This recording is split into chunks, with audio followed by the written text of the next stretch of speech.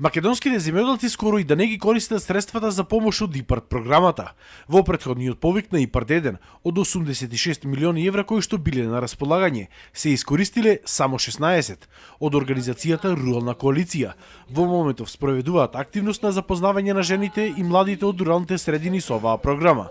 Се со цел да се стопира иселувањето на младите, а од друга страна жените да се стекнат со финансиска независност и нивна инклузија во општеството.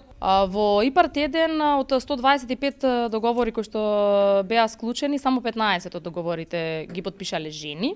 Само 4% од нив се пак носители на семено земјоделско стопанство. Најголемиот дел од нив, односно само 5 немаат имот на свое име. Дури 92% од жените истакнале дека воопшто не користеле никаква финансиска, значи поддршка од програмите кои што ги нудат.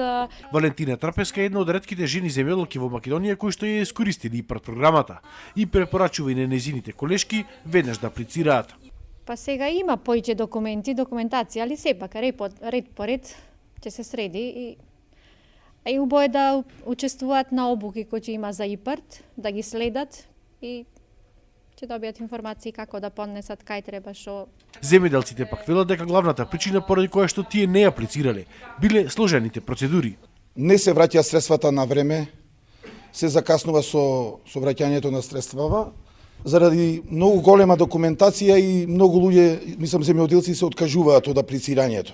Едукациите, желбата на земјоделците и улеснетите процедури се факторите кои ќе придонесат за поголемо искористување на овие ЕУ фондови. Во спротивно, милиони евра наменети за развој на нашето земјоделство ќе останат неискористени.